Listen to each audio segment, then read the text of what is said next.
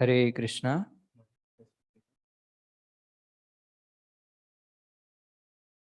Yes. Hare Krishna. Hare Krishna.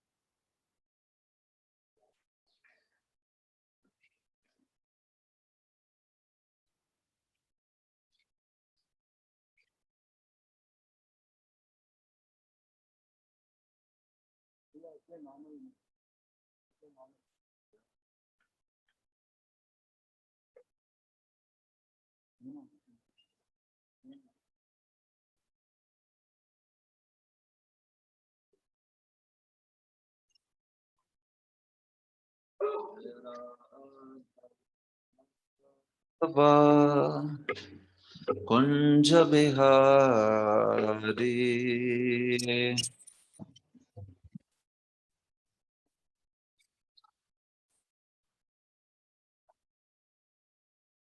Jaya Radha Madhava Kunja Bihari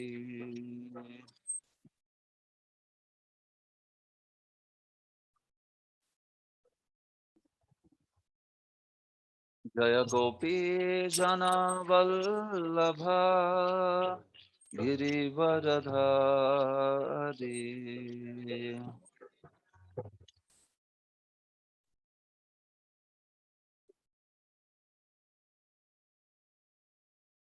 Gopi Jana Vallabha Girivaradhari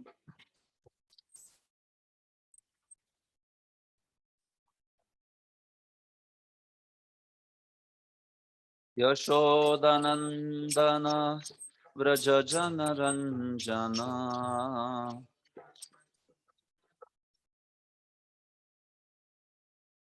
Yashodanandana Vrajajanaranjana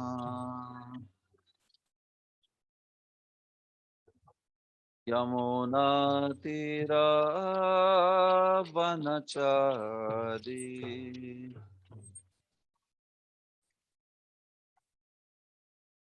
यमुनतीरावनचारि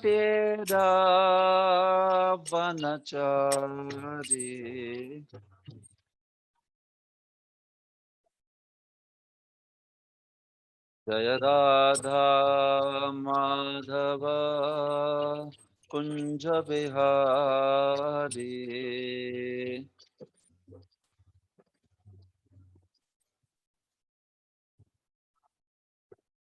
जय राधा माधव कुंज बिहारी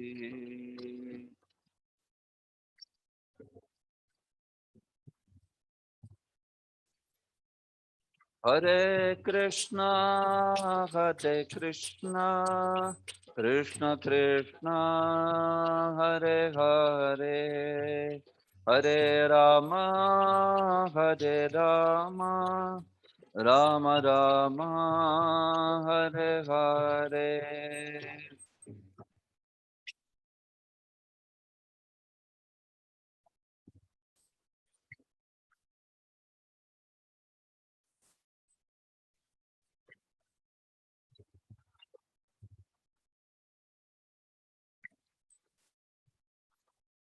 हरे कृष्णा कृष्णा कृष्णा हरे हरे हरे राम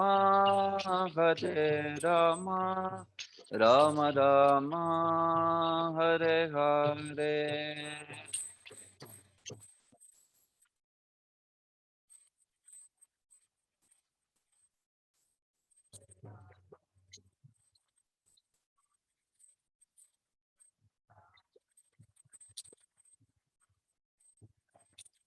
जय जय प्रभुपाद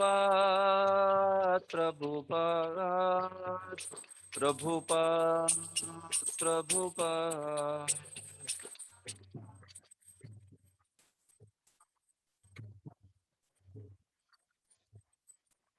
निदाय गौर हरि बोल हरि बोल हरि बोल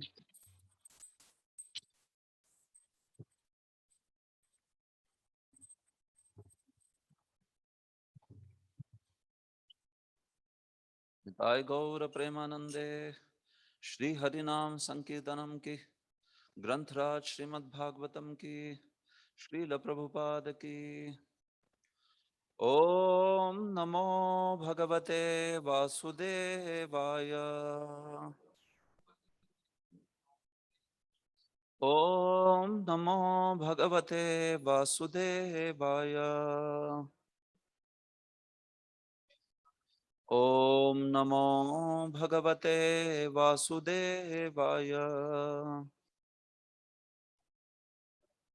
ओम अज्ञानतिमिरान्धस्य ज्ञानाञ्जनशलाकया चक्षुरुन्मिलितं येन तस्मै श्रीगुरवे नमः श्रीचैतन्यमनोभीष्टं स्थापितं येन भूतले स्वयं रूपः कदा मह्यं ददाति स्वपदान्तिकं वन्देऽहं श्रीगुरोः श्रीयुतपदकमलं श्रीगुरून् वैष्णवांश्च श्रीरूपं साग्रजातं सहगण रघुनाथान्वितं तं सजीवं साद्वैतं सावधूतं परिजनसहितं कृष्णचैतन्यदेवं श्रीराधाकृष्णपदान् सहगणा ललिता श्रीविशाखान्वितांश्च नमो विष्णुपादाय कृष्णप्रेष्ठाय भूतले श्रीमते भक्तिवेदान्तस्वामिनिति नामिने नमस्ते सारस्वते देवे गौरवाणी प्रचारिणे निर्विशेष शून्यवादी पाश्चात्य देशतारिणे नमो महावदान्याय कृष्ण प्रेम प्रदायते कृष्णाय कृष्ण चैतन्य नामने गौरत्विषे नमः हे कृष्ण करुणा सिंधो दीनबंधो जगत्पते गोपेश गोपिका कांत राधा कांत नमोस्तुते तप्त कांचन गौरांगी राधे वृंदावनेश्वरी वृषभानुसुते देवी प्रणमामि हरिप्रिये वाञ्छाकल्पतरुभ्यश्च कृपा सिन्धुभ्य एव च पतितानां पावनेभ्यो वैष्णवेभ्यो नमो नमः जय श्री कृष्ण चैतन्य प्रभु Nityanand Shri Advaita Gadadhara Shrivasadi Gaura Bhakta Vrinda. Hare Krishna, Krishna Krishna, Hare Hare, Hare Rama, Rama Rama, Hare Hare. सर्वशास्त्राब्धि Piyusha सर्ववेदैक सत्फल सर्व सिद्धांत रत्नाढ्य सर्वलोकैक दृक्पद सर्वभागवत प्राण श्रीमद्भागवत प्रभो कलिध्वांतोदितादित्य श्रीकृष्ण परिवर्तित परमानंद पाठाय प्रेमवर्ष्यक्षरायते सर्वदा सर्वसेव्याय श्रीकृष्णाय नमोस्तु मे मदेकबंधो मत्संगिन् मद्गुरो मन्महाधन मन्निस्तारक मद्भाग्य मदानंद नमोस्तुते असाधु साधुता दायिन् अतिनिचोच्चतारक हानमुञ्च कदाचिन्मां प्रेम्णार्थकण्ठयोस्फुर श्रीमद्भागवत महापुराणम की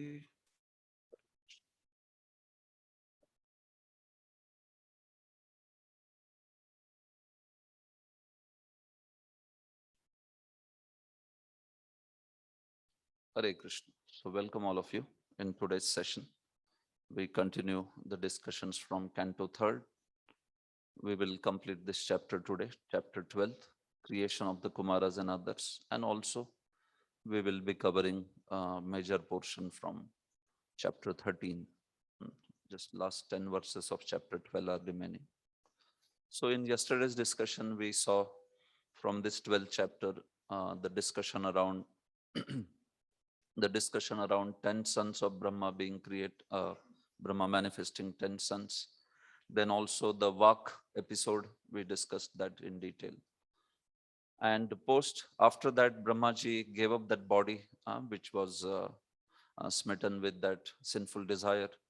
And then he created other different aspects of the secondary creation, right? Like he manifested the Veda, Chaturhotram, then Karma Tantram, ashramas, 4 ashramas. Then in every ashrama, we saw about the 4 kinds of divisions in Brahmacharya ashram, Grahasthashram, Vanaprasthashram, Sannyasashram, right? So all that was discussed. So few more things as part of this creation are discussed in last few verses. So we'll see this now. Text 44. Anvikshiki trayi varta dandanitistatthaiva cha evam vyaritayaschāsan pranavo hyasya darhatah.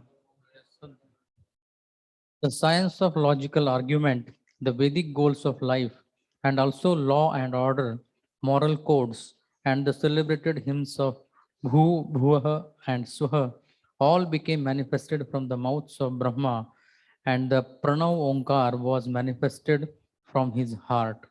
Yes. So again, from the 4 mouths of Brahma, Anvikshiki, Trayi, Varta, and Dandaniti. These 4 things got manifested. So these 4 are known as Chaturvidya. 4 Vidyas are there. Anvikshiki is the science of Atma Vidya. And this is there in Kautilya Arthashastra also, for those of you who might have seen. Chanakya also speaks about. Anvikshiki is Atma Vidya, in which one discusses about the soul and the nature of the soul. So it has aspects, those aspects been discussed. Anviksha literally means very scrutinizing analysis, reflection on the aspects. So from Anviksha comes Anvikshiki. That is the point. Yasyam Anviksha asti sa Anvikshiki. जिसमें अन्विक्षा की जाती है उसको अन्विक्षिकी बोलते हैं. So this is all Atma Vidya, meaning aspects like yoga, Sankhya, Vedanta, where these things are discussed. That is Anvikshiki. Trayi is the 3 Vedas. It talks about the aspects of 3 Vedas, especially the Karma Kand aspect. The 3 Vedas talk about it. Atharva Ved is usually not counted because Atharva Ved is just an appendix. Primarily the instructions for all the Vedas, they are there in Rik, Yaju, Sama. And Atharva is miscellaneous, whatever is like sort of appendix. So Trayi. Varta talks about the occupations. Varta talks about how to lead one's life, what are the different occupations that are accepted by different ashramas.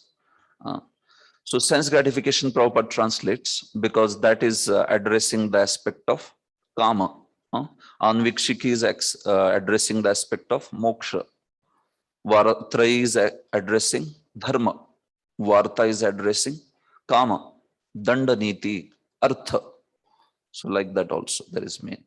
So dandaniti is again the science of politics. Dandaniti, samadama, dandabheda, all that. And political science, arthashastra will fall into dandaniti especially. So all this was manifested by Brahmaji. Evam vyaritaya, vyaritis also. In deity worship, we know vyaritis, right? Bhu, om bhur bhuva swaha. Bhur bhuva swaha, bhur bhuva swaha. Together is known as fourth vyariti. First is bhu, then bhuva and swaha. Sometimes fourth vyariti is also maha.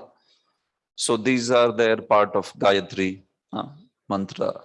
And these have multiple meanings. They address the three planetary systems. They address Lord being controller of three planetary systems.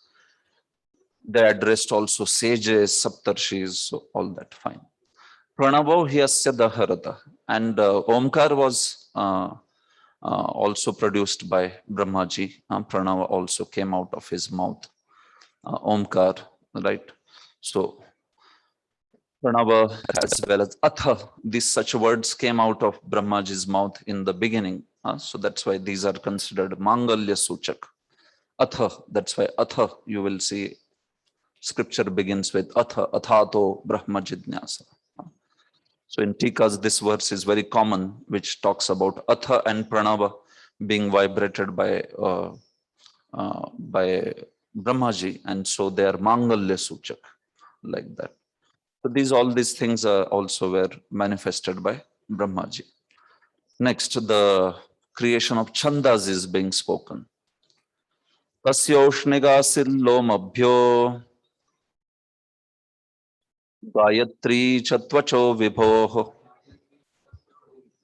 Krishtum Mamsat Snuto Anuštub Jagatya Astnasta Prajapatehe. Thereafter, the art of literary expression, Usnik, was generated from the hairs on the body of the Almighty Prajapati. The principal Vedic hymn, Gayatri, was generated from the skin, Trishtab, from the flesh, Anushtab, from the veins, and Jagati from the bones of the Lord of the living entities. So all these Vedic meters, there are 7 Vedic meters, very popular. There is Vaidika Chanda and there is Laukika Chanda. So 7 are Vaidika Chandas. And they expand into corollaries to become 26. But primary are 7, which are spoken here. So these are the Chandas found in Vedic literature. So Ushnik is 1. In every quarter, there will be 7 letters in Ushnik. As part of Chanda Shastra, I have taught these things. So, Vedic Chandas and also the Laukik Chandas. Gayatri, it has 6 letters per quarter.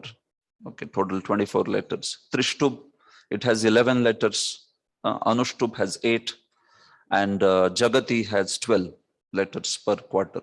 So these are prominent Vaidika Chandas. So in Vedic Shastras, the Chandas are found.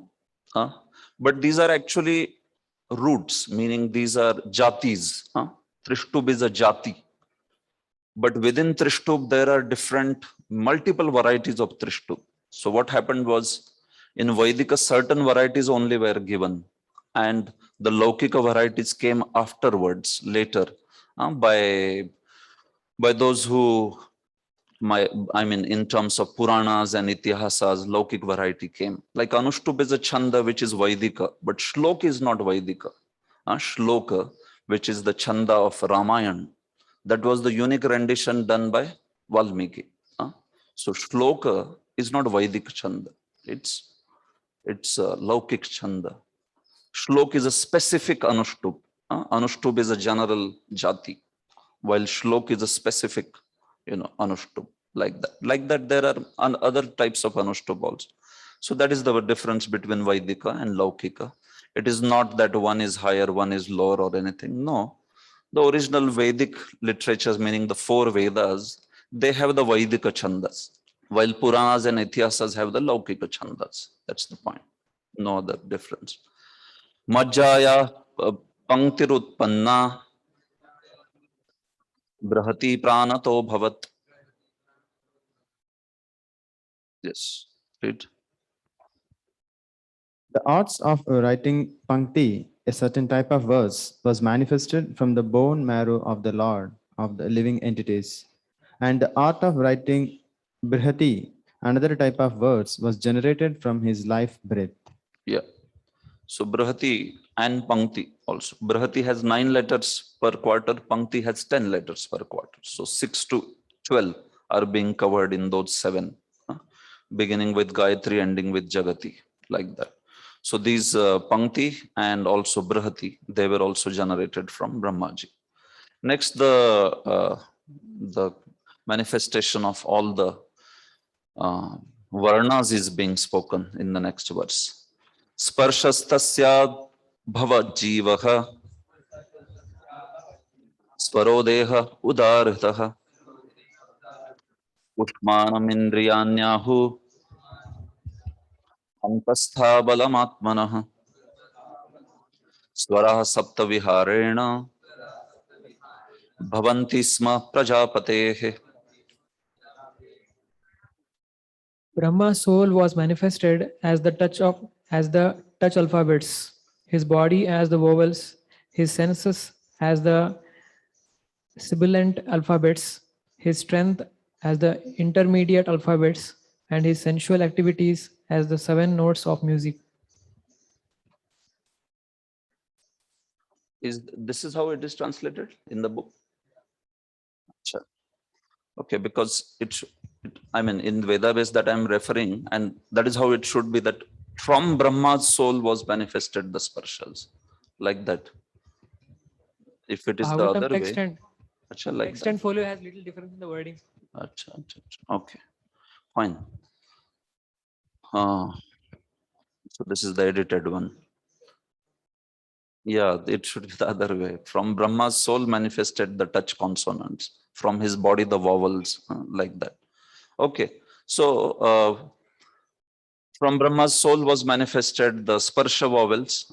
All those who studied grammar, they know that 25 vargas, vargiya vyanjanas, those are known as sparshas. Ka varga, puchu, tu, tu, pu, ka varga, cha varga, ta varga, ta varga, pa varga. And these are the sparshas. They manifested from Brahma's soul. From his body, in general, that what manifested was all the swaras, which are 13 swaras, like that, all those 13 swaras. From his senses manifested the ushmanas. Ushmanas are the sibilants, sa, sh, sh, and her, all this, shashasaha. These manifested from his senses. From his strength manifested all the semi-vowels, ya, ra, la, va. These are the antasthas or semi-vowels. And from his sensual activities, the 7 notes of music, saregama, shadja, and further, saregama, padhani, all that was manifested from his various limbs, like that. So Prabhupada also is explaining these things in the purport. Okay. Shabda Brahmatmanastasya Vyakta Vyaktatmanah Paraha Brahma Vabhati Vitato Nana Shaktyupa Brahmhitaha. Brahma is the personal representation of the Supreme Personality of Godhead as a source of transcendental sound and is therefore above the conception of manifested and unmanifested. Brahma is the complete form of the absolute truth and is invested with multifarious energies. So how Brahma has all the multifarious energies like Supreme Lord, that is being spoken over here, like that. So Brahma he's also blessed by Supreme Lord with all those multifarious energies. And this is how he is able to create all these things, manifest all these things. Those Shabda Brahma, his whole body is created, or rather is consisting of Vedas, and he's manifesting all these different aspects of creation, different sounds, manifested, unmanifested. There are sounds like para, madhyama, vaikhari, and all such sounds. So he's manifesting everything like this, like practically like Supreme Lord. He's blessed with all these energies. That is the point of this verse. So that's why Nana Shakti Upabrahmhita, it is said over here. So Prabhupada in purport says that actually Brahma's post is so responsible, and it is offered to most perfect personality. Sometimes even Lord himself becomes Brahma if there is no suitable living being like that. So that's how Brahmaji's oneness with the Lord is also spoken sometimes, in that sense. So yeah. So for Brahmaji, so the whole point of talking about this Nana Shakti Upabrahmitaha and all this and all that creation that was spoken all the way from Brahma creating Chaturhotram and all that, the whole purpose is that we should know that his transcendental value is not to be minimized. Prabhupada is saying, second last line. His transcendental value is not to be minimized, even though he exhibited a tendency to enjoy his own daughter. So again, that same point yesterday we discussed, Teji asamapi na doshaya, like that. There is a purpose for the exhibition of such a tendency by Brahma, and he is not to be condemned like an ordinary living entity. So Vishwanath Chakravarti Thakur had mentioned before this section began of various creation, meaning this creating Chaturhotra and all, what introduction he gave, Avatarnika, Prabhupada is concluding with that. Vishwanath Chakravarti had spoken this thing. What is the purpose of speaking all these things? So Prabhupada is ending with that. Yes, that so that we don't minimize transcendental value of Brahma. He is not affected by all these things. By Lord's mercy and empowerment, he continues to be in his exalted position, irrespective of such one-off incidents which have happened like that. So although Brahma had created these sons and in this way manifested other aspects also of creation, but he saw that the creation was not taking place, the population was not expanding like the way he wanted. Marichi and others had produced some sons. They were created and they also produced some sons and all that. Right? That's how the sons laughed on Brahma. Otherwise, that's not possible. So, but then still, it was not populating like the way he wanted. So he thought of, again, he focused his mind on how we can increase the population and fill up the whole universe. So that is spoken in the rest of the chapter. Tato paramupadaya sasargaya manodate. Thereafter, Brahma accepted another body in which sex life was not forbidden, and thus he engaged himself in the matter of further creation. Yeah. So this is not, although it might appear to sound like after giving up a body, which was that, which lusted for his daughter, he accepted this body, which was a pure body. And this also he gave up. That's not the meaning. It's referring to the same thing. Tataha here basically means after Vak episode, he accepted another body, which is the body which created all the Vedas and this and that, all those other aspects. So if that meaning would be clear, if you look at the commentaries. So Tataha Param here means basically that body which got attracted to the Vak. He gave up that body and then he accepted this particular body. Again, giving a body, we yesterday saw that Bhavatyagena eva.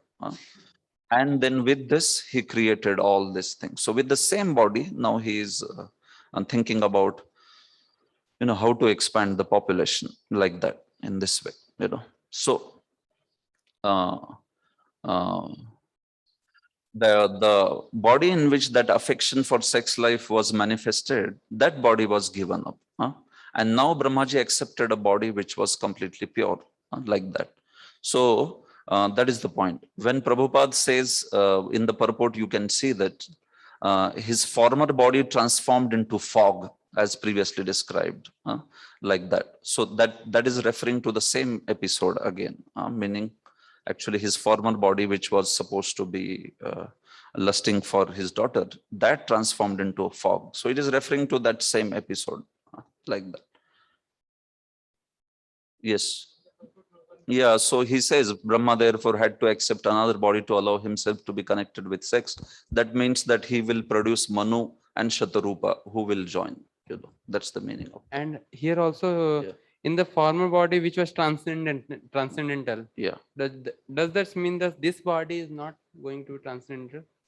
Which body? The former body here, Prabhupada mentions that in his Yeah. former body which was transcendental, affection for sex life was forbidden. No, so what it means here is only the aspect of Manu and Shatarupa. They are born from Brahmaji's body and they're practically considered Brahma's body only, like that. So it refers to that particular aspect, that then they are uniting and they are producing and all that. But Brahmaji, he gave up that body at the Vak episode, and then the next body is completely pure transcendental body. That's how the acharyas have commented, like that. That means the previous body was also transcendental and this body is also transcendental. Yeah, so previous body was transcendental means we understand from this aspect that Vishwanath Chakravarti Thakur said, no, that only if he has heard Chatushloki, then it like he became a pure devotee, and then that's how that body would be considered transcendental. So, but the Vak episode has happened when he hadn't heard the Chatushloki. So that's why that particular body, which is at Vak episode, you may consider it as transcendental in the sense of being used as in Lord's service or like that. But then point is because he hadn't heard Chatushloki, so it's not considered a body which is free from all effect of modes, like that. So I actually analyzed this statement, and I also took opinion of many scholars on this statement. What is Prabhupada trying to say here? So Vishwanath Chakravarti Thakur and Jiva Goswami also, I referred to it. And this whole idea of giving up one body, then taking another, giving up that also and taking another, that idea is not very feasible, although it appears to say so, but it's not feasible, because you also have to see the Sangati from prior acharyas, isn't it? Like that. So there are two bodies. He gave up the Vak body and he accepted this body. And then what do you mean that he can be connected with sex? Basically, it means that, it's referring to Manu and Shatrupa episode, like that. So that is the explanation.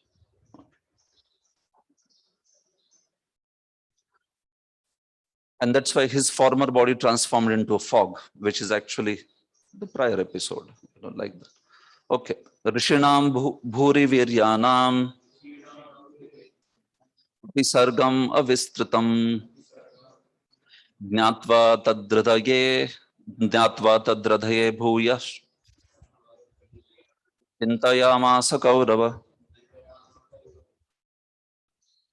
O son of the Kurus, when Brahma saw that in spite of the presence of sages of a great potency, there was no sufficient increase in populations, he seriously began to consider how the population could be increased. Yeah. Yes. So although rishis were generated from him and like that, but still he wanted to have the sufficient increase in population. And so chintayamasa, he thought over this. 51. Aho adbhutamay tanme vyapratasyapi nityada na hyedante prajanunam daivamatra vighatakam. Brahma thought to himself, "Alas, it is wonderful that, in spite of my being scattered all over, there is still insufficient population throughout the universe. There is no other cause for this misfortune but destiny." Yeah, so Brahmaji is thinking, na hedante praja, this population is not increasing. Nonam daivamatra vighatakam. It looks like it is providential arrangement that although I have created all these prajapatis and all, but still the population is not increasing like how I wanted.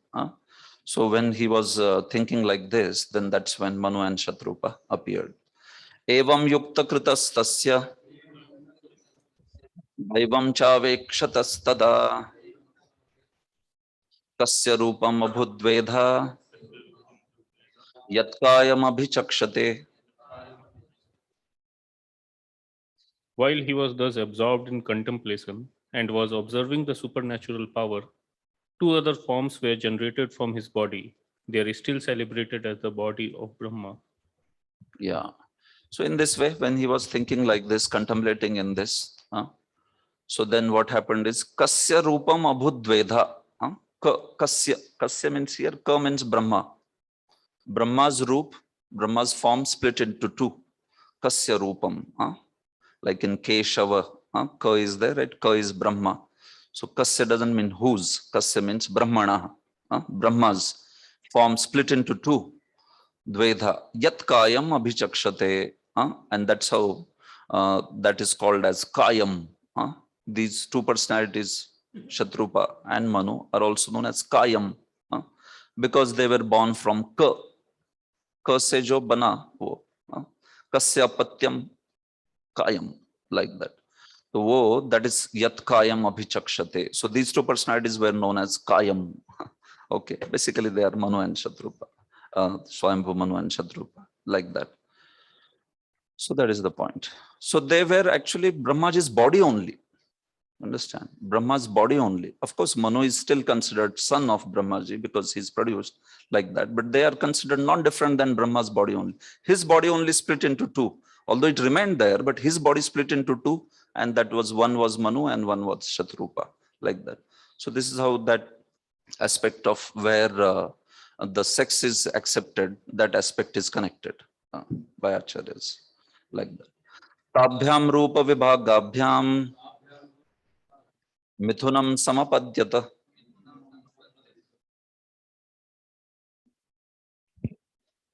The two newly separated bodies united together in a sexual relationship. Yes.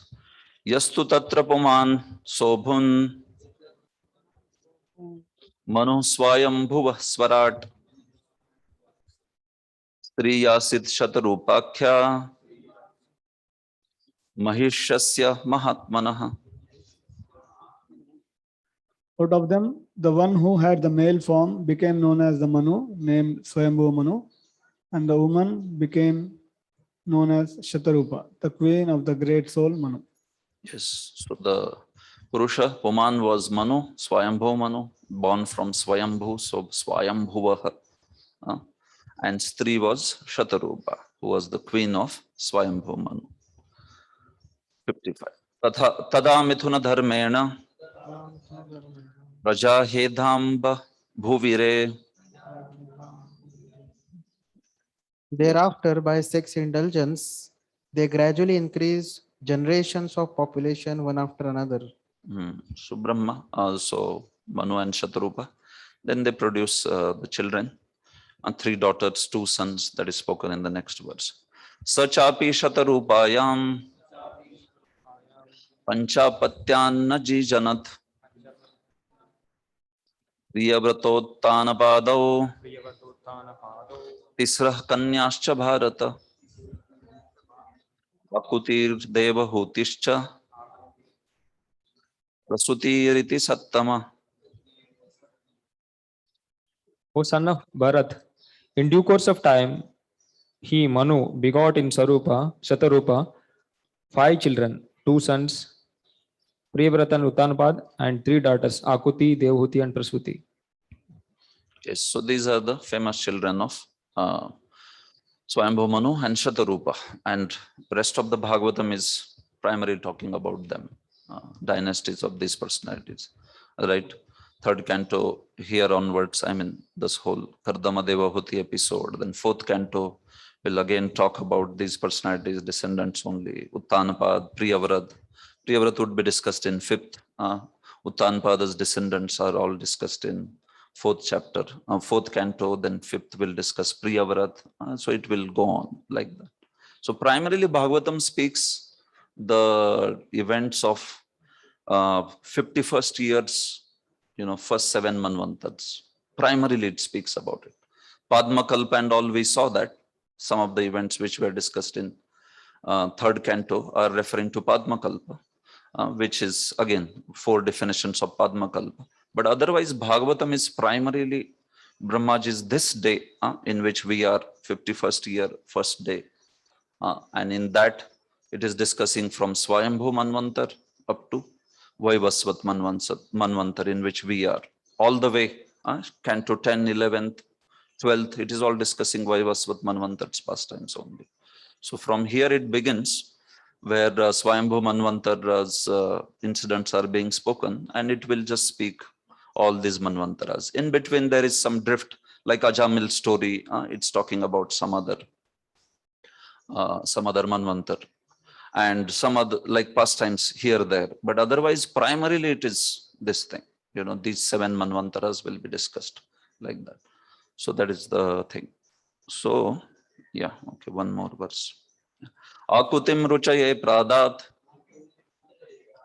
kardamaya tu madhyamam dakshayadat prasutincha yatha apuritam jagat.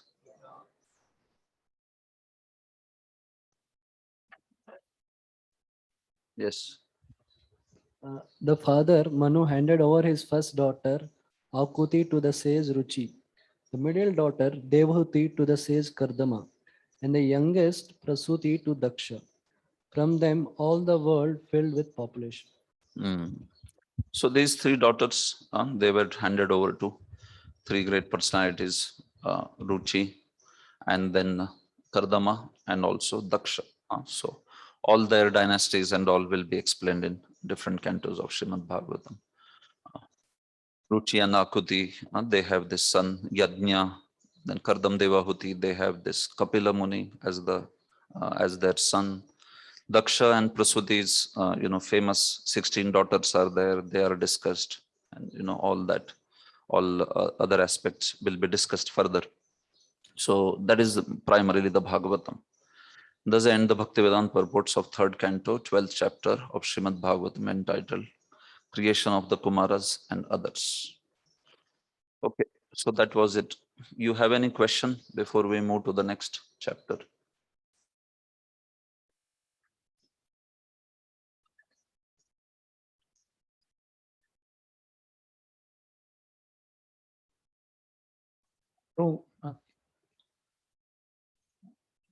So, Atharva Veda. So you said it is like appendix, but the appendix is generally not counted as one of the chapters. Yeah, but see, what happened was, in what is given in Atharva is actually only the aspects like Prayashchittam and all that in a Yajna. So those are not considered like very critical. In the sense, it is important aspect, of course. Otherwise, if it would not have been there only, if it is not important. But then the main topics, the main details of yajnas and the mantras, the samhitas, what karma tantra, and all those aspects, they are covered in only primarily 3. Atharva Ved has just some stutis and some prayashchit related details. So that's why Atharva is usually not counted. Riksama, Yaju have the primary, things. If you talk about the karmakand aspect like that, but it has certain glorifications. There are stutis and all that. That is there. But we are talking from the karmakand yajna perspective. These 3 Vedas speak primarily. They have these things like that. Understand? So this Saregama Padanisa we know, but in the way it is written, it is like Sha, Ga. Yeah. So what is it? Yeah, I think Ramnithai can answer. Shadja, and how it turns into Sa, Re, and all. I mean, in music they study these things. I am not personally I am not aware. Okay. I didn't study. And name Shatarupa has some significance. Shatarupa, 100 divisions of forms. No. At least in Tikas, I didn't come across meaning of her name. At least Shatarupa. Of course, at one place she was extremely beautiful. That is there. But yeah, apart from that, no vyutpatti of her name. At least I didn't come across. I didn't see. Yeah. Anything else? Yes, Prabhu. Hare Krishna Prabhuji. As we know that Prabhuji Uttanpad was at that time king, as there was no population that at that time, then how and he was ruling that. You understand when are these incidents happening? You are clear with it or you are not? No, no. Prabhuji. There is no Uttanpad at this point. Okay. I mean, just Manu and Shatarupa, they are only created just now. They are created just now. So after this, now they will produce the sons and all that. So that span is a big span. In first Manu and Shatarupa, if you see, they by the first Manvantar ends, Manu and Shatarupa, they have all the 5 children. They have, but none of them have their own children, like that Vishwanath Chakravarti Thakur puts that point. So when we say there was no population, this is when even Manu is not Manu is also not created yet. That is when we are saying there was no population and like that. You are understanding? Brahmaji is concerned that there is no population and all that because he had created those 9 sons, Prajapati, and they created some sons in turn and all. But it was not like the way Brahmaji wanted, complete, filling up of the population. So that happens only after Manu is created, and then Manu and Shatarupa, they produce the children. And then one of the daughters, Prasuti, and all of them, further population is filled up. Like that it happens. Okay. So you are getting it or you're not getting anything? Like Uttanpad was born, and after that sometime was coronated as the king. That till time that this earth was that populated with all that human beings that he could rule on that earth. Yeah. That was I'm trying. Yeah, but we are talking about events which are just in the beginning of creation. We haven't gone to Uttanpad yet. These are the events only when Swayambhu Manu is only getting created right now. You are understanding? On 56th sloka it is written, Prabhuji, that they have 5 children. Yeah. Pre-birth, Uttanpad, and So that is in the future. In due course of time, it is saying. In due course of time, he produced the children and all like that. You understand? Yes. It's not at that point immediately. Like in due course of time, it is written there. So what is the situation at Uttanapad? When Uttanapad is ruling, we are not there only at all. That you will get in 4th canto. When Uttanapad is ruling, then it's all, they have created and all. And not that the other sons, 9 sons of Brahma, they also produce some children and that's it. No, they also produce progeny in turn, all those Prajapatis also. But at the point when Bhagavatam is talking about this particular point, there was the speed of creation was not like how Brahma desired. And that's how Brahma wanted that somebody like Manu is born, who is then able to expand all the progenies and that way. That is the point. Yes. हरे कृष्णा। वो आपने जो अभी बताया श्लोक में कि जो स्वर है या यज्ञ के बारे में बताया, और बहुत सारे जो हमें पता नहीं, इस प्रपाद ने दिए नहीं वो भी होता है, लेकिन उसकी हमें जरूरत है। जैसे कि तो अभी ये सब भाषा जो है इस पुराणों की, वेदों की, संस्कृत है और वो हमें समझ रही नहीं है, तो उसको आपको पहले के बच्चों जैसा सिखाना पड़ रहा है। लेकिन हम देख रहे हैं कि नए नए पुस्तक आ रहे हैं तो वो सब अंग्रेजी में आ रहे हैं। आपकी टिप्पणी लग रही है। नहीं, टिप्पणी लग रही नहीं है, ये क्वेश्चन नहीं, इसीलिए पूछ रहा हूँ। आप टीचर है, तो आप ये कोर्स शुरू होने से पहले ये बेसिक ज्ञान क्यों नहीं देते संस्कृत का? तो आपने विद्यालय खोला है, सब है, लेकिन लोगों को उच्चार भी नहीं करने आते। वो भले ही डायक्रिटिक में लिखा है, लेकिन बृहद है तो उसको बृहद बोलते हैं, क्योंकि उसको भी वो नहीं। तो ऐसा क्यों है कि तुम ये पहले कोर्स के पहले प्री कोर्स है, तो ऐसा क्यों नहीं लेते कि हमें दिक्कत आती है कि वो समझ में नहीं आता? तो ये बात तो आप सही बोल रहे हो कि एक्चुअली शास्त्र की भाषा संस्कृत है और संस्कृत भाषा आने पर श्लोकों का उच्चारण आदि बहुत सुलभ हो जाता है. हाँ, प्रभुपाद ने स्वयं Prabhupada himself so much stressed on pronunciation. At least pronunciation Prabhupada has stressed a lot.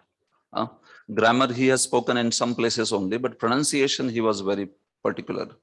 So at least for that sake, Shiksha Shastra should be learnt, how swaras are pronounced and how vyanjanas are pronounced, and like that.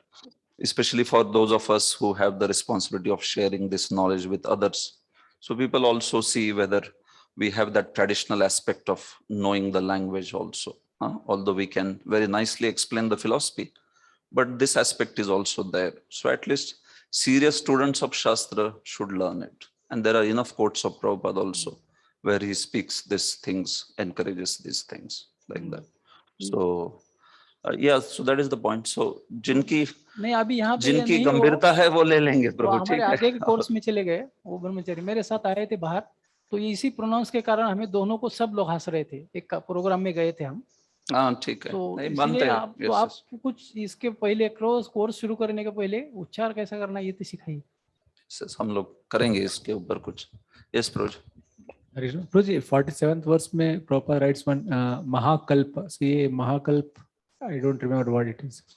Basically, Mahakalpa is the time when creational elements are created. I mean, see, these terms are defined differently, but Brahma Samhita talks about it also. Mahakalpa is the time, right from Lord's glancing, okay, until the time the entire Prakrit Sarga aspect is over. That is known as Mahakalpa. Okay, that period is known as Mahakalpa, like that. So that's the meaning. Take.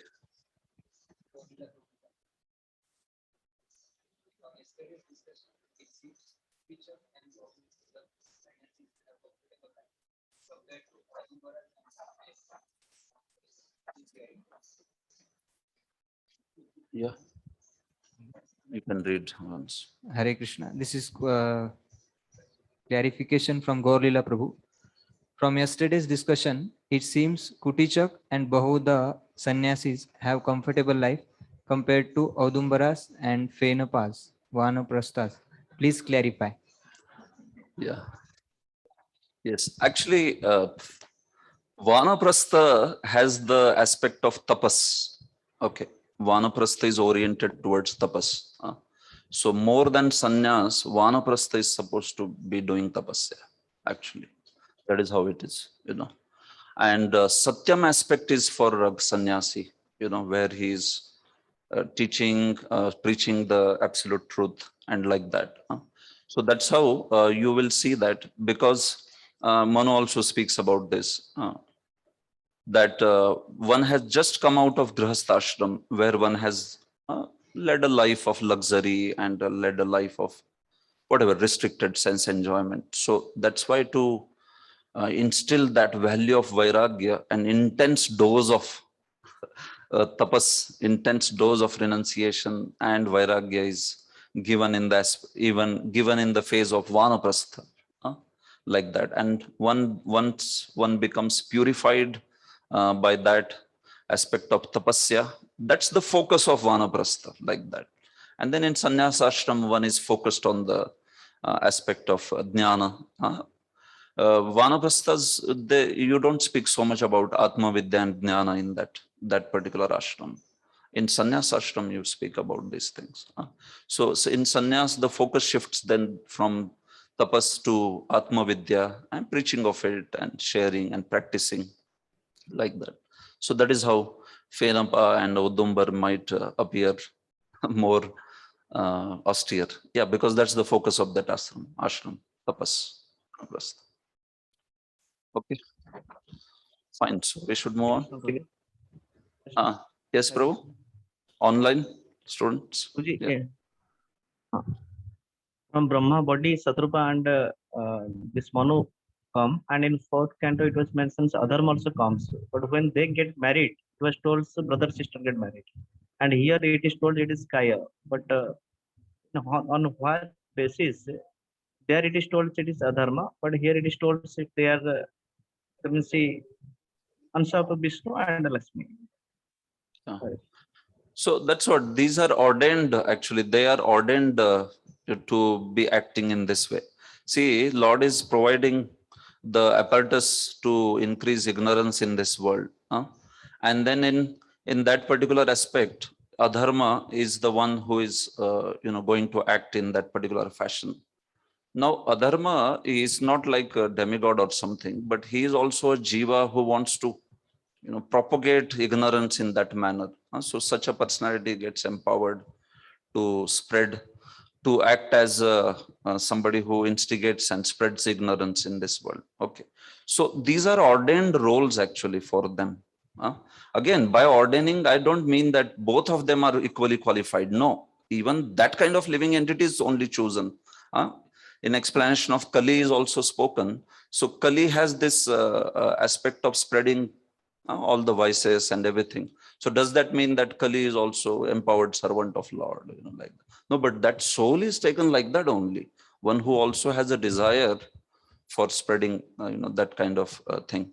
So that's why, although their roles are ordained, we also understand that they are responsible for their actions, that way. So this is why Shatrupa and Manu, although they are produced from Brahma, in fact, everybody is produced from Brahma, isn't it?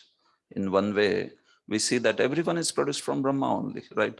So what to call somebody as son or daughter or wife, consort, how do we apply? So that is dependent on what is the role ordained to them in the creation. Based on that, we understand that then this is legal, this is accepted, and something is not considered to be acceptable, like that. Although all are born from Brahma. Okay, so I remember, yes, Prabhupada does say there that the relationship between brother and sister, this is a typical sign of Kali, like that. Because Kali is born in that line, Adharma and Mrisha, they unite and all that. But then that's what the aspect is, that okay, once Brahma does the creation, once that is done like that, and then there are set of morality rules that one should be following, and based on that, one thing will be treated as something which is adharma, something which is dharma, that way. So we don't apply these ideologies to personalities born from Brahma. Because I was telling, even in certain Puranas, it's mentioned that how Saraswati is born from Brahma or with Brahma, but still she is accepted as consort. So we don't apply that logic for Brahma and his creation, especially in the first part. But later, once their roles are ordained and like that, then we see that all these rules, they are very much given the importance. Okay, so that is how it is, Prabhu. Manu and Shatrupa, it's not considered anything illegal or like that, although they are both born from Brahma. While Adharma and Mrisha, that is considered irreligious, because those are that's how their roles are ordained, to those jivas. Okay. Hare Krishna. Hare Krishna. Prabhuji, Last question. yeah. We should move on now. Prabhuji, similar we hear in the Abrahamic religions about Adam and Eve. Yeah. So, and is there sometimes I heard was from someone that Adam and Hayavati is related. So they have any connection with this Manu Shatra? I mean, with Manu and. Yeah, actually, Bhavishya Puran is highly, interpolated scripture. So what is bona fide in Bhavishya Puran, what is not bona fide, very difficult to ascertain in these days. So yeah, there is some research done by devotee scholars that Adam is Adim and Eve is Havyavati, like that. But then whether this is based upon some exact scriptural, research and all that. So personally, I mean, I haven't been able to explore also that subject, but there are doubts by scholars on such interpretation of, this Bhavishya Puran and all like that. So somebody might have presented a quite convincing case on such things and all. But yeah, Bhavishya Puran, Baldev Vidyabhushan himself says that the content is quite dicey there, like that. You will find description of even Victoria, Queen Victoria, in Bhavishya Puran, and some of the world leaders which are quite recent in last 200-300 centuries and all like that. You know, So in the any of, popular version of Bhavishya Puran. so any of our acharyas commented about this Abrahamic religions, this concept of creation of Adam and Eve from there, something? Bhaktivinoda Thakur speaks about it being allegorical only in one of his books, in Jaiva Dharma. I think in Jaiva Dharma. Jaiva Dharma or the other one, Chaitanya Shikshamrita, one of the books he speaks. But he speaks it in terms of being allegorical, you know. So not like as a factual thing, you know, it's showing the envy nature and all that way. But otherwise, I haven't come across anybody saying that, yes, this is giving some creational account of a particular planet or something or like that. No, that way. Okay, so it is 12 o'clock. I think we should take a Gayatri break and then we can continue. Hare Krishna.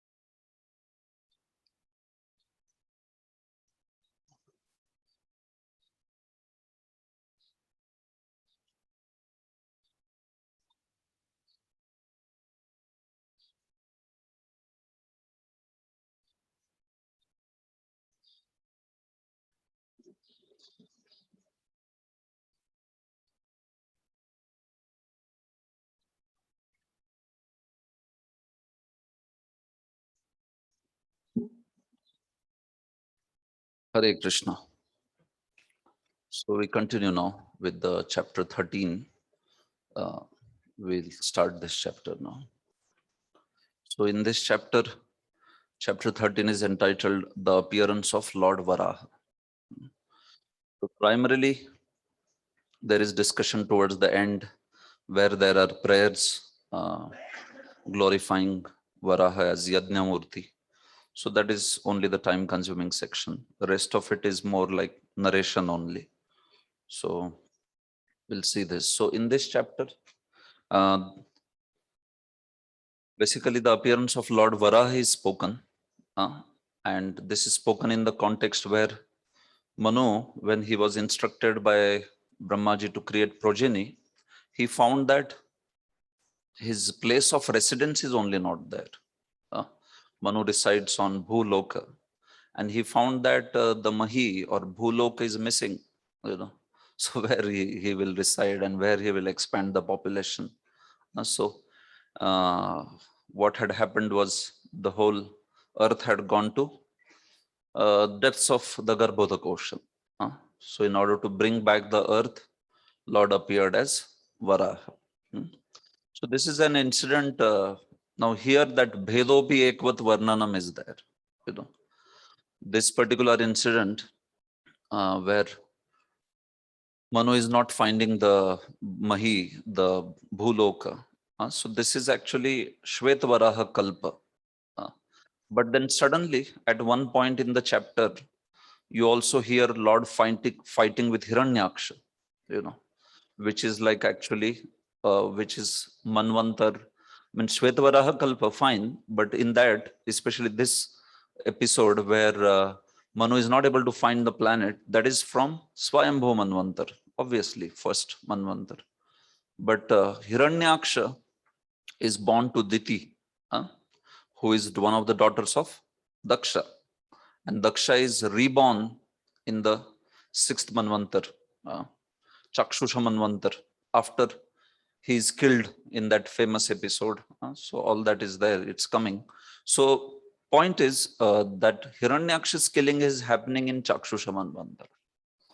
And lifting up of earth, like in this particular context, is happening in Swayambhu Manvantar. So Swayambhu Manvantar's events are being described, and suddenly you start with the events of Chakshusha Manvantar without telling that now I am describing Chakshusha Manvantar that way. So that is where Acharyas speak about that actually these are two events being spoken. And this particular Varaha in Swayambhu Manvantar was white, Shweta Varaha. The other one in Chakshusha Manvantar was Neela Varaha, which was black, bluish black, like that. Neela in Sanskrit also means black, Shama, that way. So that was a black Varaha, and this was white Varaha, Shweta Varaha, in this way. Okay, so these events are there, and we will see this now. The appearance of Lord Varaha, text 1. Shri Shuka Uvacha Nishamya Vacham Vadato Munehe Punyatamam Nripa Bhuya Prapacha Kauravyo Vasudeva Katha Dritaha. Yes. Sri Shukadeva Goswami said, O king, after hearing all these most virtuous topics from the sage Maitreya, Vidura inquired further on the topics of the Supreme Personality of Godhead, which he adored to hear. Yeah. In the contents, what are the contents in this chapter? Vishwanath Chakravarti Thakur in his introductory verse says, Trayodashe Manor Vacha Dhyayato Brahmano Nasaha. Manu requested Brahma to give him a place of residence where he can expand the population. So when Brahma was meditating, contemplating how to get the earth back, so Brahmana Nasaha from his nostril came out, Kroda. Kroda is Varaha. And then he Uddharegam, and he delivered the earth, Dvijaihi Stutaha, and he was glorified by the Brahmanas. These are the contents of this chapter. So actually Vishwanath Chakravarti Thakur and Sridhar Swami, a few other acharyas also, they give you contents of chapter in a verse. You just have to put verse number there. That's it. You know what are the contents, like that. It is that simple. In every chapter's beginning, Vishwanath Chakravarti Thakur has composed a verse giving the contents of the verse. And that is called as Avataranika, verse which gives the meaning of what are the contents. Okay, fine. So, Nishamyava, yeah, so in this way, Sri Shukdev Goswami continued. Shukdev is speaking to Parikshit, describing the episode of Maitreya and Vidura, like that. So, in this way, hearing these wonderful narrations from Maitreya, again Vidura inquired him on the topics about Lord Krishna. Vasudeva Katha Dritaha. This word is important. Vasudeva Katha Dritaha. So one who has adriti, one who has great respect, great taste, great attention for Vasudeva Katha. Vasudeva Katha Dritaha. Adriti means great taste or respect or attention, like that. So that was Vidura. He had a very great taste for Krishna Katha, like that. So that's why he inquired from him, further. In fact, even Maitreya, he felt that it was his katha being spoken to somebody like this person, Vidura, is actually a blessing to himself, like that. Man madhuryam etad kartrik asvadat sarthakam bhavet. मेरे कथा में जो माधुर्य है, ऐसे श्रोताओं के श्रवण द्वारा सफल हो जाता है. Like that Maitreya was thinking. He had, because Vidura had such great taste. So that's why that is the meaning of that Vasudeva Kathadritaha. He was respected by Maitreya. Such was his absorption of Vidura. Vidura's absorption was to such an extent that he was Adritaha. He was respected by Maitreya. That actually my katha is, sometimes you want to speak very nice things, but the audience is not interested, like that. Or sometimes the audience is very qualified, but the speaker is not qualified. So all such combinations. But here we see that Maitreya, whatever he wants to speak, such great taste was there in Vidura that he feels that it's a success of his life speaking, such things, like that. Or another meaning Vishwanath Chakravarti Thakur gives is that Vidura was so amazing that in any assembly where Krishna Katha would be there, he would be respected by Shrotribhi and also by what the speaker word Vaktribhi. Yeah. He would be respected by the speaker also and by the audience also. That was the qualification of this Vidura. Very special. So Prabhupada has also commented on this natural inclination he had, and that's why he was never satiated by these topics. So he inquired further. Vidura uvacha savay swayambhuva samrat priya putra swayambhuva pratilabhya priyam patnim kinchakar tato mune. Vidura said, O great sage, what did Swayambhuva, the dear son of Brahma, do after obtaining his very loving wife? Yeah, so after Swayambhu Manu got his beloved wife Shatarupa, so what was the further course of action? What did they do? And that is the question. Charitam tasya rajarsher adirajasya sattama bruhi me shraddha dhanaya vishvaksenashrayo hyasau. Oh, best of the virtuous, the original king of kings, Manu, was a great devotee of the personality of Godhead Hari, and thus it is worth hearing of his sublime character and activities. Please describe them. I'm very eager to hear. Yeah, yes. So he wants to hear the great character of Manu. Manu is Rajarshi, he is not ordinary soul.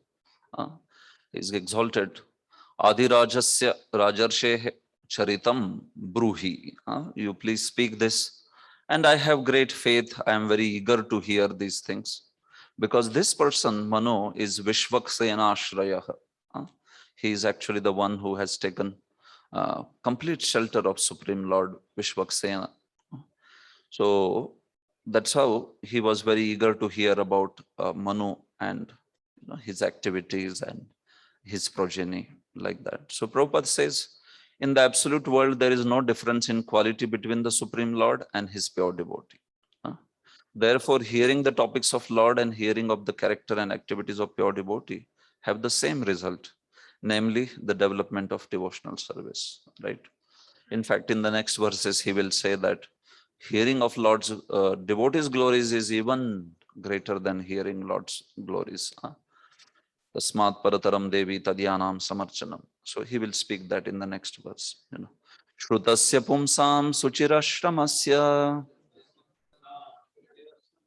nanvanjasa suribhiriditortha tattadgunano shravanam mukunda padadavindam mridageshu yesham. Persons who hear from a spiritual master with great labor and for a long time must hear from the mouths of pure devotees about the character and activities of pure devotees.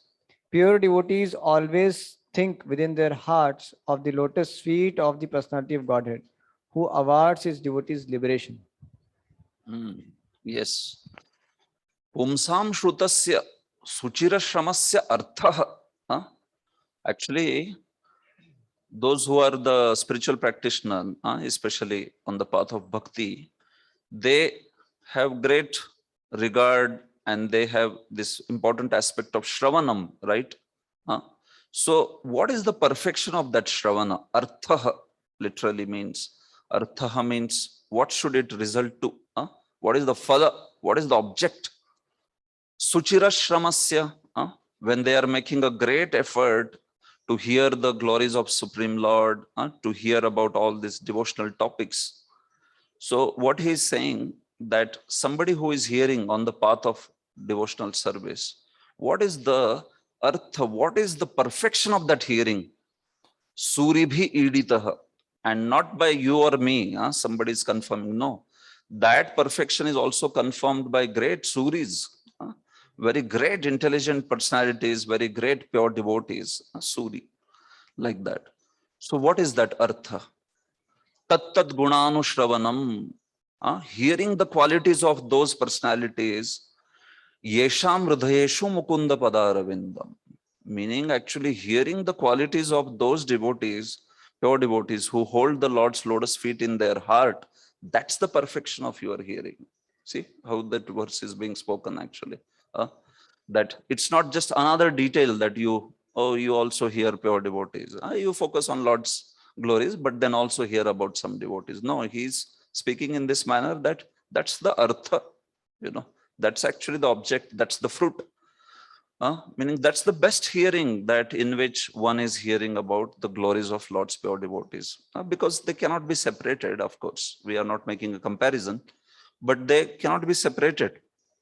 But the point is that with the devotees' glories, Lord's glories are even more highlighted. By their life, one also learns how to practice those qualities in his own life. So that's why hearing about pure devotees is very, very important. It's very critical. Then one will be able to see also how I can apply these things in my life.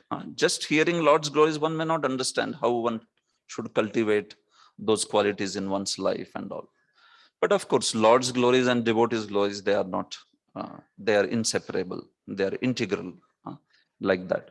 So that is the point of this verse. Prabhupada says, transcendental students are those who undergo great penance in being trained by hearing the Vedas from a bona fide spiritual master.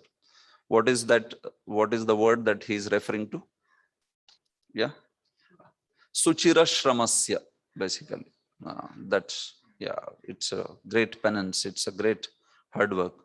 Not only must they hear about the activities of Lord, but they must also hear about the transcendental qualities of the devotees who are constantly thinking of lotus feet of Lord within their hearts. A pure devotee of the Lord cannot be separated from the lotus feet of the Lord for even a moment.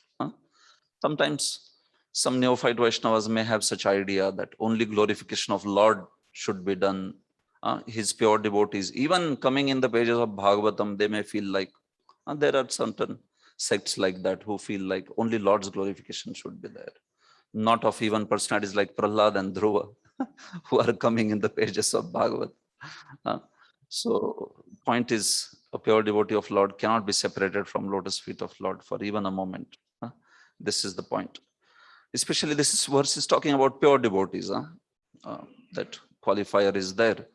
Of course, in general, also all devotees are glorified, but especially this is talking about Tat Gunanashurna Mukunda Padarvindam Hridayeshu Esham, like that. Such pure devotees, Prabhupada says further, such pure devotees of the Lord are as glorious as the Lord. They are in fact recommended by the Lord as more worshipable than he himself. Yes, Aradhananam Sarvesham, Vishnu Aradhanam Param, Tasmat Parataram Devi, Tadyanam Samarchanam. Worship of the devotee is more potent than worship of the Lord. So that is the point.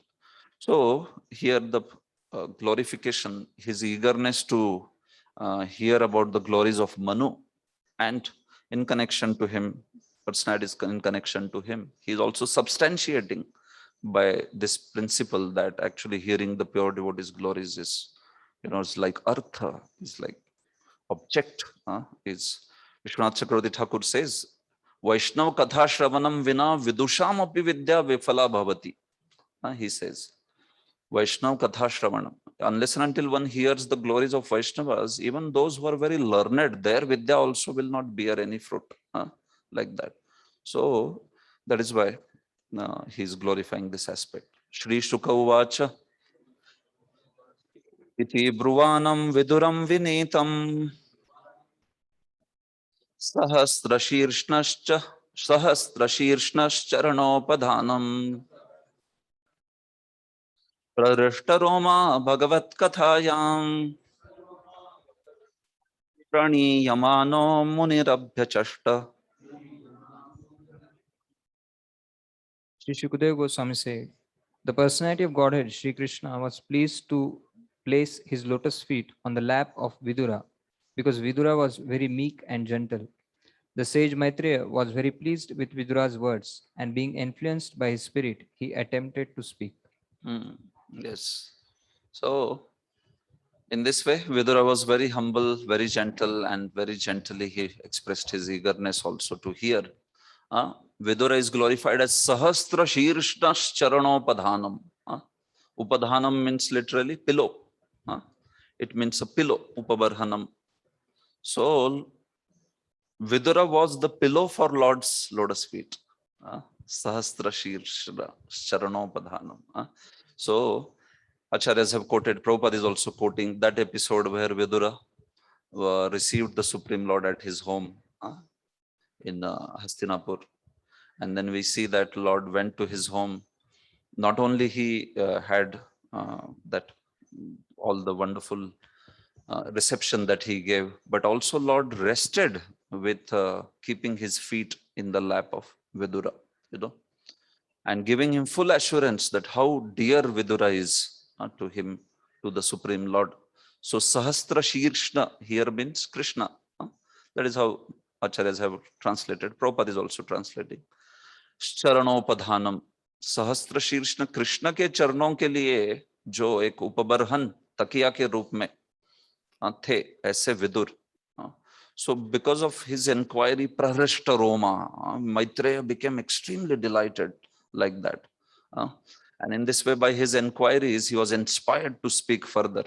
Munirabhyachashta, and Maitreya Muni spoke like that.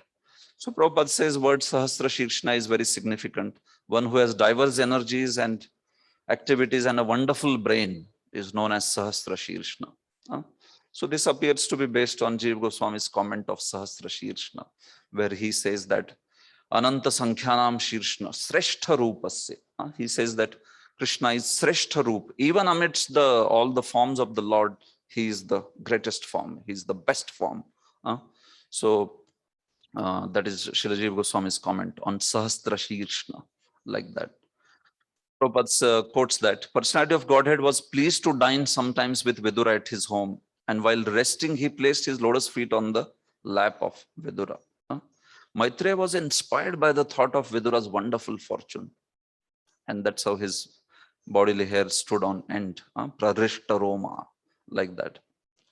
Sripad Vallabhacharya has interesting comment here. He says that Lord Krishna was resting in the lap of, he was keeping his lotus feet in the lap of this Vidura. And then Lord will move his lotus feet. Sometimes he would stretch a little bit. And then Vidura also would stretch his lap. So Lord, suppose, he is only putting toes in his lap, and if then he starts putting even further, so then Vidura also would expand his lap like that.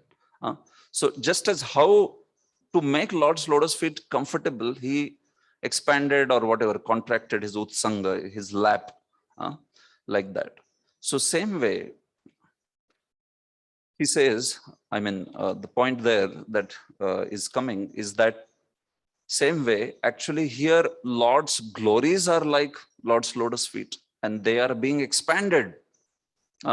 So when it is expanded, it is not that Vidura is exhausted. Arey bhai, bas ho gaya, abhi khatam. He is also expanding. He also wants to know more and more, like that. So that utsanga, he is also expanding further, like that. In fact, he says, Viparitam Bhagavat Charitam, Vallabhacharya says. Although here Vidura is taking jnana from Maitreya, but actually Vidura's bhakti is influencing Maitreya, and he is feeling ecstasy. Prarishta Roma. Sometimes many times Vallabhacharya has very interesting comments on many of the aspects. So he's saying this is Bhagavat Charitam. An ordinary audience may see like, oh, Maitreya is giving jnana to this Vidura, but Vidura is giving bhakti to him. He is so much delighted by Vidura's bhakti, like that. He is saying, he's relishing more and more and more. He is becoming Prarishta Roma. So who is benefiting whom in Krishna Katha? Who knows? Like that. We might think that we are giving some great knowledge, but people who are sitting are very exalted than us. They might get more faith and nourishment than what we are speaking, and we might be stuck up there, right? Like sometimes Shastras give example of a milestone. Milestone shows the distance and shows the way to everybody, but he stays there only. All others taking that milestone's direction, they go ahead, like that. So that shouldn't happen with us. So we have to make sure that we also progress. This is a moving milestone, maybe milestone which is in the skies, which is moving and everybody still can see, like that, whatever. So point is, yeah, that way. So when the expanse of Lord's Katha, lotus feet is there, we shouldn't be tired. We should also be happy to expand our, reception capacity, like that. Usually when details are there, then we get tired, right? Why, so many details. Thoda fast forward, like that. But he's glorifying this aspect, and this is there, of course. Okay, so that was some interesting thing. Maitreya Uvacha Yada Swabharya Sardham Jatah Swayambhuvo Manoho Pranjali Pranaschedam Veda Garbham Abhashata. The sage Maitreya said to Vidura, after his appearance, Manu, the father of mankind, along with his wife, thus addressed the reservoir of Vedic wisdom, Brahma, with obeisances and folded hands. So Manu offered his obeisances to Veda Garbha, Brahmaji. That's the point. Tvamekah sarva bhutanam janmakrit vrittidah pita tathapi nah prajanante shushrushha kena va bhavet.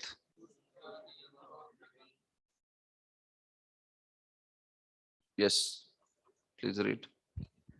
You are the father of all living entities and the source of their subsistence, because they are all born of you. Please order us how we may be able to render service unto you. Yeah. Yes. So he's saying, Manu is saying to Brahmaji that actually you only have produced all of us. Vrittidaha, and you are the one who is source of subsistence for us. You will instruct us. in what we should be doing and what should be our occupation and all. So as a father, naturally you don't have expectation from us. You are the one, in fact, who is providing everything to us. But still, as you are praja, how we can render service unto you, please tell. Like that. He's in this way, he's asking. Naha prajanante sushrusha kena va bhavet. आपकी शुश्रूषा हम प्रजाजनों के द्वारा कैसे होगी? इसको tad videhi. Next verse completes the anvaya. That you please speak, please instruct. Tad videhi. In this fashion, like that. So point is, although Brahmaji is, he's speaking in this way, that Brahmaji is anyapeksha nasti. He doesn't have any expectation. But of course, Brahmaji has expectation that they should be creating like that. But then point is that, yes, he wants to, he is very obedient and he wants to receive instructions from Brahma in terms of what he should be doing. Like that. Prabhupada says in purport, a son's duty is not only to make the father the source of supply for all his needs, vrittidaha, it's referring to that word, but also when he is grown up to render service unto him. That is the law of creation beginning from the time of Brahma.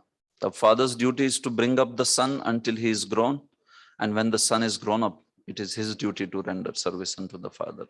So that is how dharma is.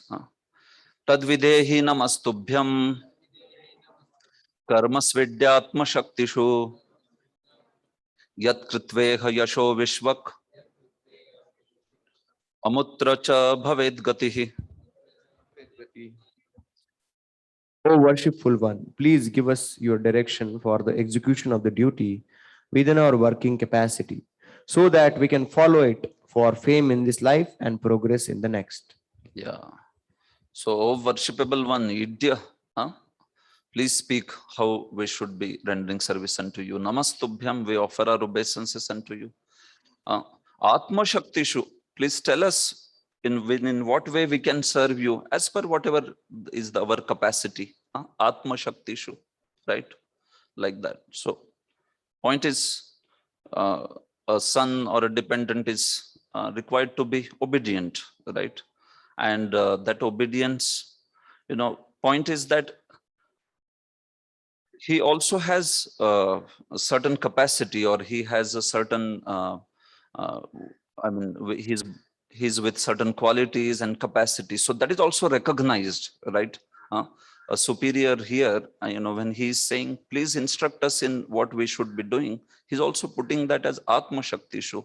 So whatever is in our capacity, we will do. Maybe if you instruct something which is beyond my capacity, I won't be able to do. But whatever is my capacity, I am ready to do that. So that aspect of obedience with whatever one has the capacity to serve spiritual master like Brahma. So that is being highlighted. Yat kritveha yasho vishvak amutra cha bhaved gati, by which one will be renowned, one will be successful in this life as well as in the next. So Prabhupada talks about parampara. Prabhupada says that just as Manu is here showing this obedience to Brahmaji, so anybody who is coming in Brahma's line in the parampara, he is also expected to show in this way this submission and this surrender unto the spiritual master. Brahma is the direct recipient of Vedic knowledge from the personality of Godhead. And anyone discharging his entrusted duties in disciplic succession from Brahma is sure to gain fame in this life and salvation in the next. Then Prabhupada quotes the disciplic succession, right from Brahma, ending with A.C. Bhaktivedanta Swami. Parampara.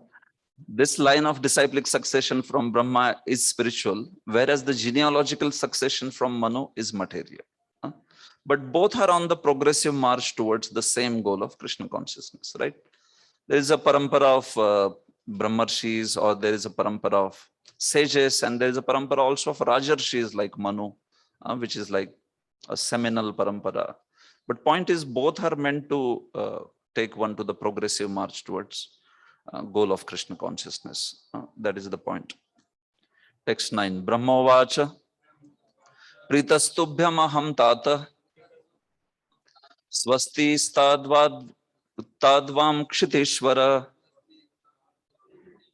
Yannirvyalikeyan hृदा Shadhi metyatmanarpitam. Yes. Lord Brahma said, My dear son, O Lord of the world, I am very pleased with you, and I desire all blessings for both you and your wife. You have without reservation surrendered yourself unto me with your heart for my instructions. Yeah, so Brahma is very much pleased with uh, personalities. I mean, this Manu, he's very much pleased with him because Kumara's episode is, fresh. Kumaras had rejected, right? Of course, for valid reasons. But Pritaha Tubhyam Aham Tata, I'm very much pleased with you, O son. Tata word is used for son also for father. Tata can mean son also, and son can call father as Tata also, like that. Both way it is used. Swasti stad vam kshitishvara.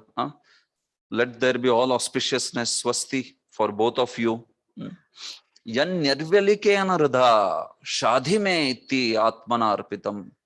You have offered yourself to me, saying, me shadhi. Please instruct me. Please, tell me what to do. Please do upadesh to me. Me shadhi. Yan nirvyalikeyan hृदा, and that too with no reservation, with a heart which is free from any velikam, like that. So it is this Manu's, offering himself to the service of Brahmaji. It has pleased very much Brahmaji because, he offered himself, his body, as well as, all that he possesses, that is his wife, and for the service as per instruction of Brahma. So that's how he was pleased. Vishwanath Chakravarti Thakur says, ahantaspada mamataspadadikam. He says, he offered ahantaspada, means his own body, and also mamataspada, meaning what he possesses, that is his wife. So both of them for the service as per the desire of Brahma, like that. So that's why Brahma was extremely pleased with him. Prabhupada has written very beautiful words on relationship between father and son. The relationship between father and son is always sublime. The father is naturally disposed with goodwill towards the son, and he is always ready to help the son in his progress in life. But in spite of the father's goodwill, the son is sometimes misguided because of his misuse of personal independence. Every living entity, however small or big he may be, has the choice of independence. If the son is unreservedly willing to be guided by the father is 10 times more eager to instruct and guide him by all means. So this is what the relationship between also spiritual master and disciple. The father and son relationship exhibited here in the dealings of Brahma and Manu is excellent, like that. So this is how their example, Prabhupada is saying, is an example for the humankind, like that. Manu is unreserved in his submission to his father, and Brahma is also not some ordinary personality, enlightened father. He is not having some, ulterior motives in trying to manipulate his, subordinate or his sons and all like that. So Brahma is enlightened, and the dependent, the Manu, he is also very genuine. Not he wants to just make show of some following, like that. So very beautiful example, like that. The example of father of mankind may be rigidly followed by mankind, and that will advance the cause of the relationship of fathers and sons, right? So genuineness from the angle of, from the side of the dependent, and also real concern from the side of superior, not any kind of ulterior agenda, but really really interested in benefiting that agenda. So this is a very wonderful combination, that Prabhupada is bringing up here. Etavatyatmajayarvira karyahyapachyitir gurau shaktya pramatyair gruhyeta sadaram gatamasaraihi. O hero, your example is quite befitting a son in relationship with his father. This sort of adoration for the superior is required. one who is beyond the limit of envy and who is sane, accepts the order of his father with great delight and executes it to his full capacity. Hmm. So such apachiti, such worship is karya. It should be done. It should be. It's desirable. Atmajai, by the offspring or by the dependents. This kind of apachiti, this kind of worship, this kind of submission is karya. It is very much akarya karya. Actually, if you understand the words of the word, then whole meaning is very simple, like that. Shaktya pramatyair grahyad sadaram gathamasaraihi. So that is why grahyed, that ajna, that order of the spiritual superior, spiritual master, that should be accepted, grahyed sadaram, with great respect, without having any envy towards him, or without having envy towards each other, like that. So Srila Jiva Goswami says here that sometimes there is matsara amidst the followers, or there is matsara towards also the superior, towards the guru. So that parotkarsha asahanam, that is how it defines also matsar. One is not able to tolerate the utkarsha, the superiority of the superior. So he says that in this case, that one should give up that matsara towards the spiritual master or towards whatever the superior, and one can try to serve in this manner, shaktya, with whatever capacity that one has got, like that, with full capacity that he possesses, meaning. So in this way, so that is what is Brahmaji is instructing. So the order of the spiritual master in this way. So in purport, Prabhupada is talking about Sanak Sanatan, how they rejected Brahmaji's order. But of course, that was still for the higher purpose, like that. But otherwise, if not for such higher purpose, then disobeying the father or disobeying, the superiors on material grounds, then Prabhupada says, those who disobey their father on material grounds, however, are surely subjected to disciplinary reaction for such disobedience. So Shastras don't allow to disobey these superiors on material grounds. If it is only for the sake of spiritual higher purpose, then it is fine, like that. Of course, there is always the room for clarification between when an instruction is given and if we find it unable to fulfill or like that. So there is always a scope of clarification. So that can be done that way. But once one is satisfied and one is convinced of that instruction, so then one should put the full capacity, shaktya, like that. So that is the point. Okay, two more verses and his instructions will stop. Brahmaji's. Satvam asyama patyani sadrishanyatmano gunaihi utpadyashasa dharmena gam yadnai purusham yaja. Since you are my very obedient son, I ask you to beget children qualified like yourself in the womb of your wife. Rule the world in the pursuance of principle of devotional service unto the Supreme Personality of Godhead, and thus worship the Lord by performance of yajna. Yes. So Brahmaji asked Manu to produce children. Atmanah gunaihi sadrishan.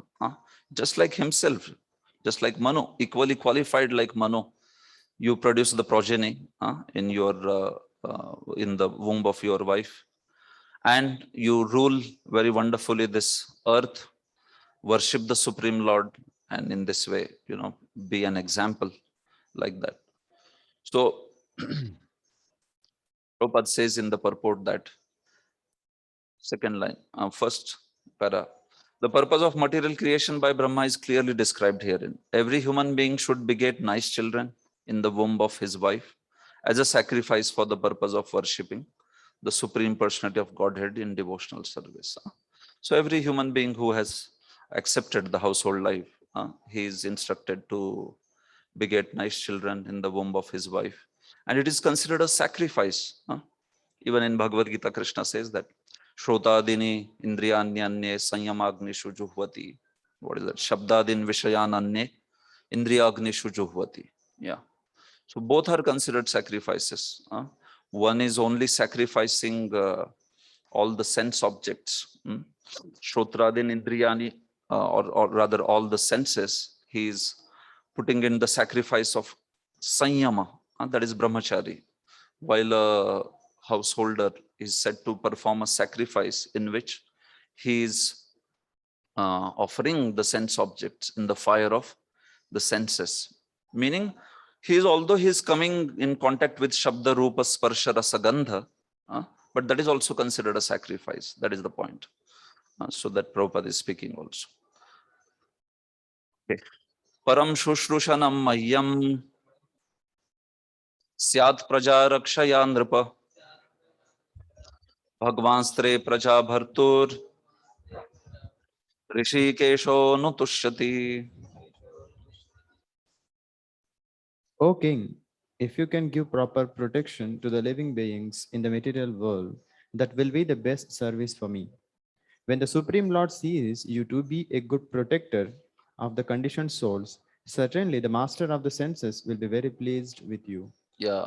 So by Praja Rakshaya, Praja ki Raksha ke dwara Param Sushrushanam Mahyam, you will be actually serving me in the best way by protecting all the Praja. Even the Supreme Lord himself will be extremely pleased with you if you become Prajapalak, if you nicely take care of all the Prajajanas. So Prabhupada speaks about what is real protection to the Praja, right?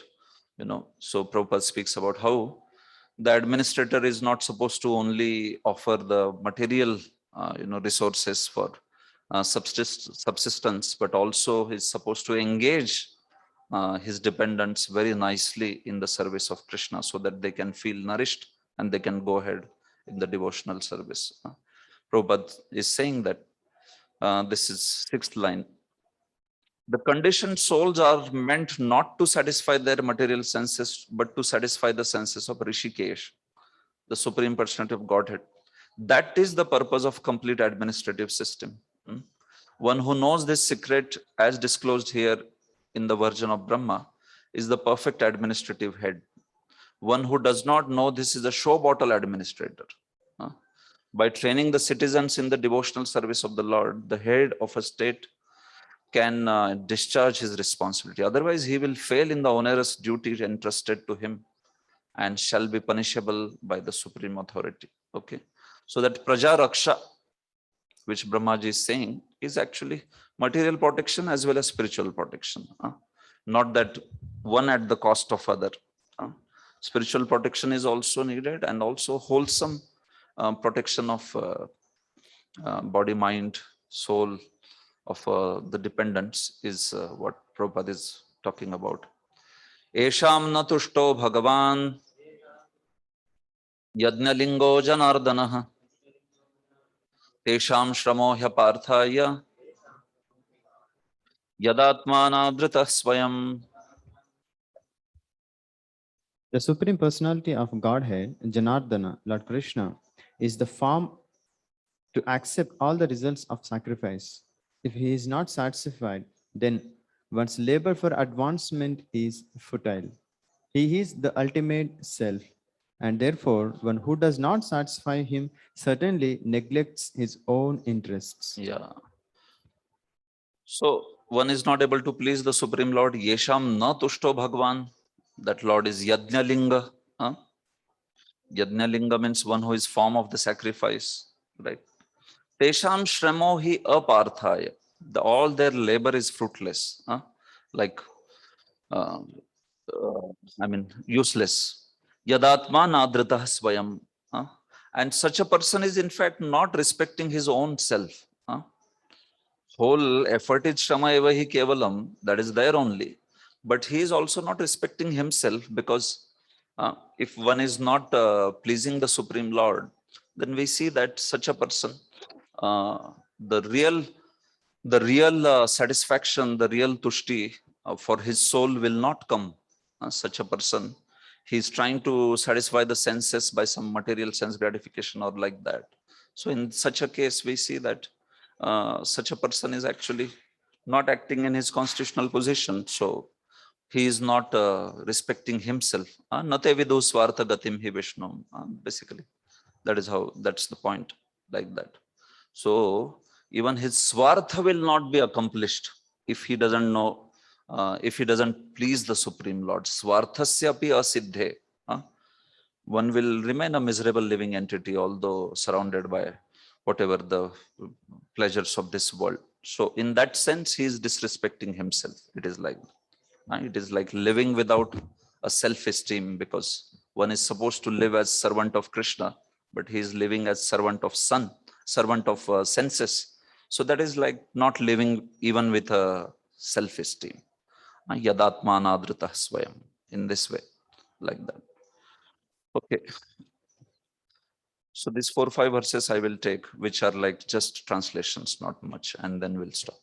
Manuruvacha Adesheham Bhagavato Varteyami Vasudana Sthanam Tvihanu Janihi Prajanam Mamacha Prabho.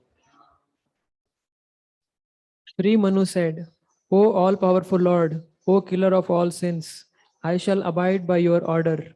Now please let me know my place and that of the living entities born of me. Yeah, so Amiva Sudana, that is the word used for Brahma. Papanashana. Sudana means one who destroys. Amiva, Amiva means pap, one who destroys all the papa, agha, by his mercy. So he is asking for a place where he can reside and then continue to follow the instruction of Brahmaji. Yadokaha sarva bhutanam mahimagna mahambhasi asya uddharane yatno devadevya vidhiyatam. O master of the demigods, please attempt to lift the earth, which is merged in the great water, because it is dwelling place for all the living entities. It can be done by your endeavor and by the mercy of the Lord. Yeah. So where Mano lives on Mahi, but then that Mahi, that earth, he is saying, is Magna Mahambasi. It is submerged in the Garbhodak ocean, the one which is supposed to be my place of residence. So that's why please do some effort to, lift this earth like that. Please arrange that this earth is lifted and brought out from the Garbhodak ocean, like that. So Sridhar Swami says that Brahmaji was also surprised that although he had drunk all the water that had submerged this 14 planetary system, especially the 14 planetary here, and especially he had drunk all that water and finished, but then again he saw that the earth was submerged, earth was submerged in the Garbhodak ocean, like that. Purvam pane kritepi, although he had finished it before that water. But just like Pralaya is there, similarly he saw that the Bhu was actually in the Garbhodak ocean. So then Brahmaji thought of, okay, what is the solution now in this particular situation? Because Brahmaji had already created all the planetary systems, 14 planetary systems, especially Bhur Bhuva Swaha. And then he is seeing that Bhuva is in Garbhodak again. So this way. So that's how he decided to work for a solution like that. Maitreya Vacha Parameshthitva Madhye Tatha Sannama Vekshagam Kathamenam Samunyesha Iti Dadhyodhya Chiram. Sri Maitreya said, thus seeing the earth merged in water, Brahma gave his attention for a long time to how it could be lifted. Yeah, so he saw that she was in the water, and then how this situation is to be resolved. So he was thinking about it. According to Jiva Goswami, the topics delineated in this chapter are of different millenniums. So fine, in one of the next verses in this section only, in verse 32, there is a huge analysis of this episode. So that's where we will clarify the whole thing. So here just it is being spoken in summary. The present topics are of the Shwet Varaha millennium, and topics regarding the Chakshusha millennium will also be discussed in this chapter. So that is in the verse 32, like that. Srijato me kshitir varbhihi plavyamana rasam gata athatra kimanushteyam अस्माभिः सर्गयोजितैः अस्माभिः सर्वयोजितैः यस्याहं हृदयादासं यस्याहं हृदयादासं स ईशो विदधातु मे. स ईशो विदधातु मे. Brahma thought, while I have been engaged in the process of creation, the earth has been inundated by a deluge and has gone down into the depths of the ocean. What can we do who are engaged in this matter of creation? It is best to let the Almighty Lord direct us. Yeah. So if Brahmaji was busy in creation, and then he saw that, he had created the planetary systems and all, and then it was submerged, So he thought that best is the Sa Isho Vidhatu me, may that Supreme Lord only direct what is to be done. He saw that that particular thing was now beyond his capacity. Although he had created and he had done that before, but now he could understand that this was beyond his capacity. So he just, left it to the Supreme Lord. He started praying to him that what is the solution in this case. Prabhupada says the devotees of the Lord, who are all his confidential servitors, are sometimes perplexed in the discharge of their respective duties, but they are never discouraged. They have full faith in the Lord, and he paves the way for the smooth progress of the devotee's duty. So the prayers to the Lord, we see that in situations where one is having a great confusion, bewilderment, if one takes the shelter of Supreme Lord through prayers, through guidance of the Vaishnavas, then one is able to come out of it and make a smooth progress. Even Dhruva Maharaj, when he was bewildered in that fight of Yaksha, he just stopped and meditated, remembered the Supreme Lord, like that. Ithyabhidhyayato nasa vivarat sahasa nagha varahatoco niragat angushtha parimanakah. O sinless Vidura, all of a sudden, while Brahma was engaged in thinking, a small form of boar came out of his nostril. Shri Varahadev Bhagavan ki Jai. Jai. So this is the appearance of Vara. Yes. The measurement of the creature was not more than the upper portion of a thumb. Yeah. So when Brahmaji was meditating like this, may Supreme Lord only direct what is to be done. Then from Brahmaji's nostril came out Lord Varaha, Bhagavan Varaha. Varaha Toka, Toka, chote se Varaha, Sukshma. Toka means chota, Sukshma, like that. Angushtha Parimanaka. He was just measuring one Angushta. In fact, tip of Angushta. Next verse will say that. He was so small, and then he became so huge after which, like that. So that is appearance of this Varaha. So we will continue further now. So all the aspects of why this deluge happened, why was earth submerged, and all that is there. It's spoken. There was sage Agastya's curse, that because of which the earth submerged here, although Brahma had taken her out. That was the reason. So that is the reason. And in 6th Chakshusha Manvantra, there is another reason why earth gets submerged. Here it was another reason. So all that is spoken in the further sessions in the Tikas. Okay. Grantraj Srimad Bhagavatam ki Jai. Srila Prabhupada ki Hitai Gaur Premanande. Hare Krishna. It's okay. I thought on this section, maybe if somebody has a question, they can ask. Others are free to leave if they have service, no problem. Yeah, Gaur Lila Prabhu.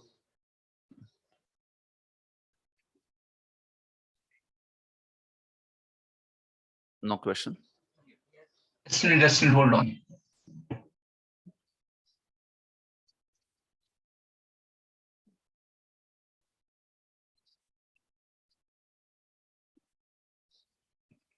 Hare Krishna. Yes, Prabhu. Gaulila Prabhu, you are reading? I have written questions in the chat box. Shall I read them, or because you said that in the later section all such questions will be answered? Yeah, yes, Prabhu. In later section, all these questions will be answered. Which Manvantar, why deluge, what happened, all this will be answered. Yes, in detail, in detail. Yes. Okay. So, anyone else from online? No, no other questions, right? Okay. Hare Krishna. Srila Prabhupada ki jai.